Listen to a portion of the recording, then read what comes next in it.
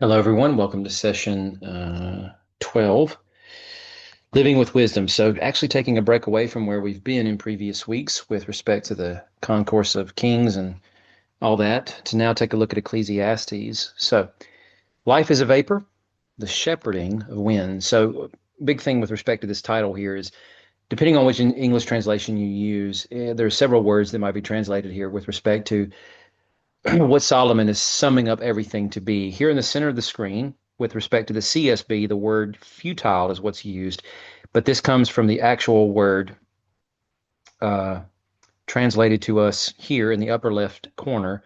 Futile is coming from the Hebrew word havel, which means vapor. So, smoke, that's really what we should be thinking of. Dense fog, that kind of thing.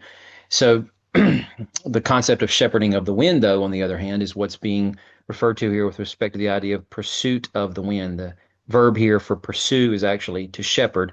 So think about the idea of trying to shepherd the wind, holding together in your mind the mental picture of a shepherd trying to lead sheep.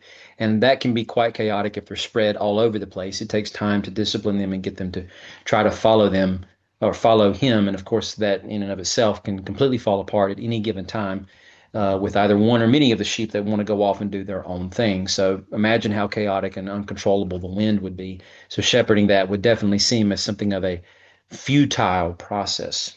So hopefully that in some way makes a little bit of sense. So in a rather hurried fashion, trying to work through this, there's a few things I want to point out here. But first and foremost, I want the center of the screen to be the thing that we continue to maintain focus on here with respect to how you study this. That as Solomon is saying, what he does here in verse 26 of chapter 2, let's appreciate here, though, just two verses before that, on the left side of the screen, there is nothing better for a person to do than to eat, drink, and enjoy his work.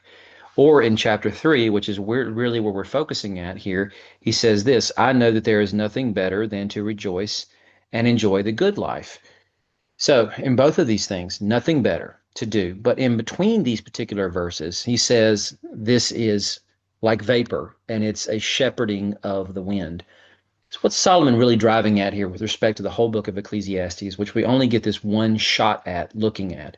So, going back to chapter 2, let's start with verse 17 in the upper left corner, where he speaks to the idea he hates life because it seems that the work that he does under the sun is distressing. What exactly is Solomon's work, though? That's the reason why I cite Second Chronicles here, because this is the prayer that he offers up to the Lord when he says, You've shown great faithful love to my father David. You made me king in his place. Now let your promise to your father David come true in making me king over this people as numerous as the dust of the earth. Grant me wisdom so that I can lead these people. His work is to lead these people, to essentially shepherd them, because all Near Eastern kings, of which Israel is a part of that, their kings are seen as shepherd kings, and their writings are replete with this theme over and over again. So the idea here is that if we consider the concept of what Solomon's work is and the fact that it's like a vapor to him, it's like shepherding the wind, he is speaking clearly about the idea that his purpose in life, which is to work and rule the people of Yahweh, this is what he's referencing when he's talking about shepherding the wind or shepherding, ruling over God's people. He sees this as being something of a futile or vapor process. Now, again, not futile in the sense that it's meaningless. And perhaps that word meaningless or vanity is not the best translation to be thought of here, rather the idea of vapor, because it creates a totally different word picture. The idea of futility would be like a man trying to actually pick up a chain and drag a locomotive on train tracks. He's not going to be able to do that because he doesn't have superhuman strength to do such a thing. That's a futile process. It's not going to budge. But when you consider the idea of vapor, you might think of vapor again like trying to drive through a dense fog. You might have an idea of where the destination is leading, but you can't see what's ultimately at the end of it because that fog obscures your view. So it seems that what Solomon is saying here is that ultimately he understands why he's been appointed to the task and that he needs God's help, but he doesn't understand what exactly the end result perhaps is going to be, how this is all going to play out, because it will not be accomplished in his lifetime. And he's going to have to hand over whatever it is that he's done to someone else. That's why he says, I've hated all my work that I labored under the sun, because I have to leave it to the one who comes after me. So there's definitely grave uncertainty as to the end of what Yahweh's purpose is for all of this.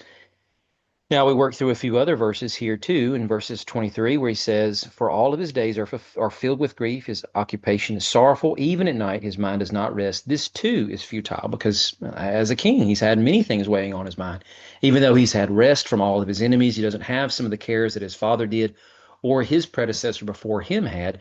He's got a great kingdom saddled upon his back, but that doesn't, with wealth and prosperity and wisdom, to be able to discern rightly what the affairs of Yahweh are and how he's supposed to conduct that business. But that doesn't necessarily mean there aren't things that keep him up at night and so forth. So all of this to say is, Solomon, over the course of his life and all these years with his wisdom, has no doubt pondered as to what exactly God's plans are and how he's going to accomplish it, when it seems like there probably are better, more efficient ways of doing it, and yet God has not purposed for those plans to be enacted. And maybe in some ways that's even led for him to maybe develop a measure of resentment against God, but that's completely speculative.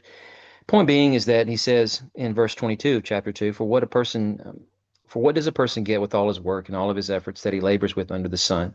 So there does not seem to be benefit laboring for Yahweh, or at least that's the idea of what he's seemingly putting out there. It's not that he's outright saying it any more than Job accuses Yahweh of unrighteousness throughout the book, as he's leading up to that eventual moment where he faces Yahweh face to face, or at least person to whirlwind. But he's seemingly implying this concept. Now, going back to the center of the screen on the bottom of that purple block. So this is what he goes on to say in between those particular verses in chapter 2. He says, "I have seen that even this is from God's hand, because who can eat and drink or enjoy life apart from him?" So it's interesting how he says these kinds of things, where he hates life, he hates work, he doesn't understand why it has to be this way. It seems like it's vapor obscuring the way here. It's like shepherding the wind. It doesn't really lead to an end result that's satisfying, again, because he's going to have to pass this on to someone else.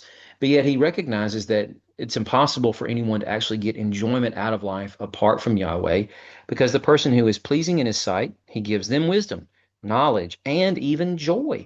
But to the sinner, he gives the task of gathering and accumulating in order to give what he has gathered to the one that is pleasing in God's sight and acceptable.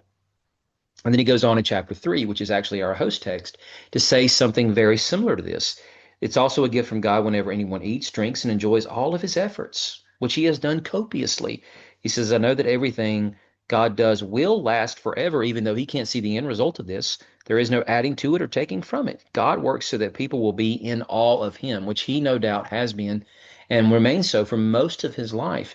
But yet, notice this, in between these verses here and this verse here, yet he says this too is vapor. It's shepherding the wind. And even in spite of these conclusions he makes in chapter 2, yet he still asks the question over here in chapter 3. So what does the worker gain from his struggles? I've seen the task from God is given the children of Adam to keep them occupied. It seems as if to say he's accusing God of being something of a tyrannical slave driver, that he's basically given work for the sake of them just having to stay busy. Again, he's not accusing Yahweh of that. It's just to say as if perhaps that could be an implication drawn from such a thing. Now, of course, at the start of the chapter, we have this breakdown of, to everything there is a time, an appointed season. And again, this is what he's referencing here when he actually says what he does in verses 9 and 10. I've seen the task that God has given the children of Adam. Reference all those things in the preceding 8 verses. But notice in verse 11, he has made everything appropriate in its time, and he's also put eternity in their hearts. But no one can discover the work God has done from beginning to end. This is so important. No one can discover the work God has done from beginning to end, even with respect to the completion of the canon and the understanding of what God has been doing throughout human history and how that's led from one event to the next as it's laid out in Scripture. Yet seeing it all from God's perspective is impossible. And we don't understand even now how he works to redeem the broken things in spite of the atrocities that humans commit against one another, and that he allows these things to happen, yet to work from that to battle back and redeem people from the brokenness, or even leave people in it if they choose to be recalcitrant and resistant to his call to repent. So on one hand, it seems like we have a vapor, even between us and God now. We don't see the big picture, but one day we will. It's like shepherding the wind, because we might think there are better and more efficient ways. If we could just broadcast it to the world with respect to the gospel, why in our day and time are there still billions of people who do not know? And yet, in some of these areas of the world, there was a proliferation and a huge presence of the gospel, but God allowed for those people to be harassed, maligned, executed, and martyred, and so forth. And eventually, that Christian presence completely diminished or outright eliminated. For what purpose and end, we don't know. But nonetheless, while it might seem that this work under the sun is indeed distressing, yet to everything there is an appointed time, there is an appointed season. And what we should gather from this is that it's Yahweh's wisdom that He is allowing us to acquiesce unto and tap into, and that we must just simply follow that. So more to unpack from this when we finally get to this on that Wednesday evening. But I would just simply sum this up by saying that while there is a vaporous cloud there that doesn't allow us to see the whole picture, and that it does seem a bit chaotic, yet still we trust in the Lord, His wisdom, and that is indeed how our journey is meant to be marched out from beginning to end while we were under the sun.